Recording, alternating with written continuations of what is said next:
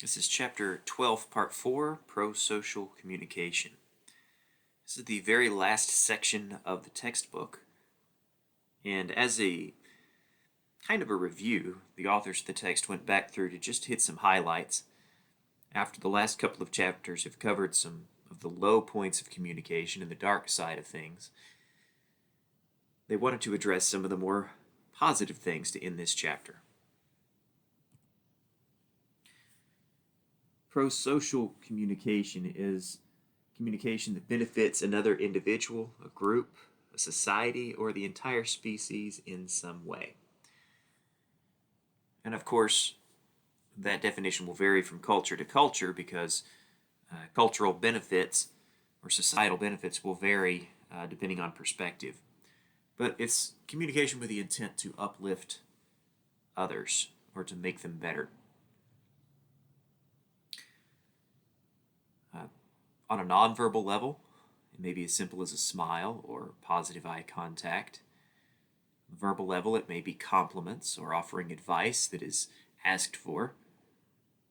On an academic level, pro-social communication may include the publication of research done because, generally speaking, whenever we help others acquire knowledge, it's considered pro-social. Things like crowdsourcing or crowdfunding are considered pro-social because you're helping someone else, whether that's they're looking for advice or looking for funding. And then the donations that we make to various causes are also considered to be pro-social because it's helping to benefit someone else instead of ourselves alone.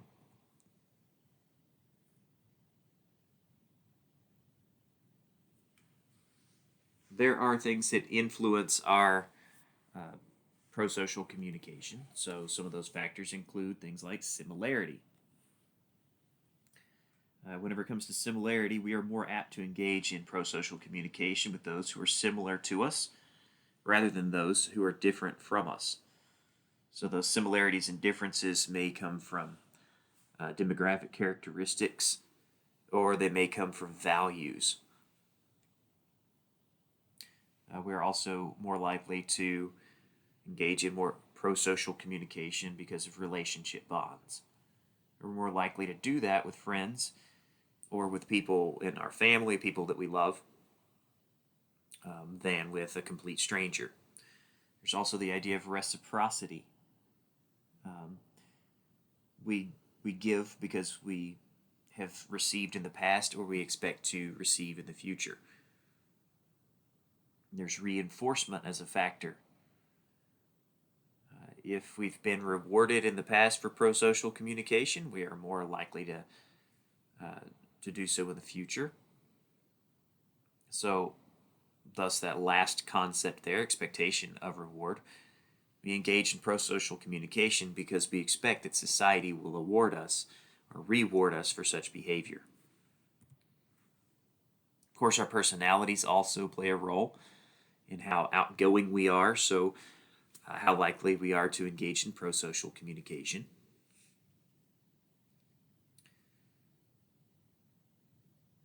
Cultural teachings, culture in general has impact on us, but our cultural teachings, that's where we were raised, what was normal, and that may be family culture, organizational culture, religious culture, or national culture, ethnic culture.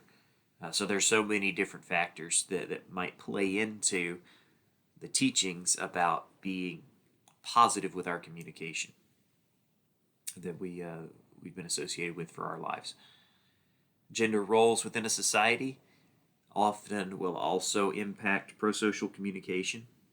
Males are more likely to engage in nonverbal pro-social communication. Females are more likely to engage in verbal pro-social communication. Finally, these last two concepts are actually kind of negative, but they needed to be addressed. You have what's called the bystander effect, where if you are in a crowd of people and there's someone who needs help, we are actually less likely to help than if it was just that needy person and us alone. If it was just the two of us, we would be more likely to lend a hand. But since there's a crowd, the instinct is to think, well, someone else will step up and help. That's what's called the bystander effect. Taps into what's called pluralistic ignorance. Because there's so many here, we're ignorant to someone else's need.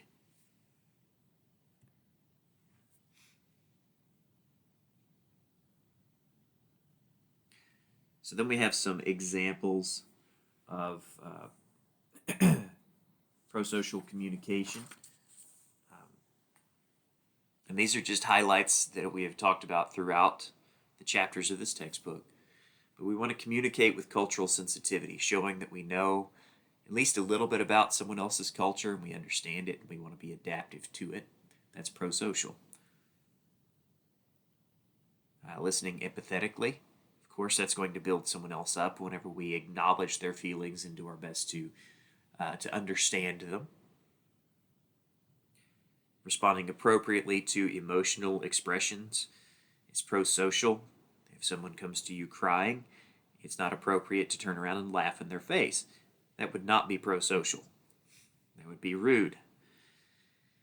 So prosocial would be to respond with some kind of comforting gestures or comforting words if someone approached you and they were upset. You have the idea of confirming communication. This acknowledges the importance of the contributions of other people, which is beneficial to the conversation, whereas disconfirming messages, that's just ignoring somebody, acting like they don't even exist. So that would not be prosocial. Once again, giving advice is considered prosocial, but only if that advice is asked for or is welcomed. Giving compliments, not overdoing it to the point of being disingenuous, but complimenting at the right times. That's considered prosocial.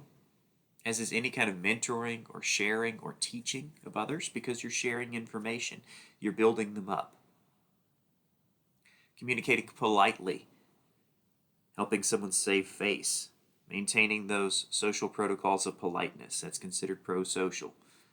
Arguing fairly and constructively as opposed to aggressively and in a demeaning way, these are considered prosocial behaviors. And then actively responding to harassment and bullying, whether that's against yourself, but more importantly, if those are targeted towards someone else and we step in to deal with it. Those are examples of prosocial behavior. Now, finally, to wrap these things up, prosocial communication can have a lot of effects on us. They help make other people feel better about themselves. It can help enable them to do something more effectively or more efficiently and make them better global citizens.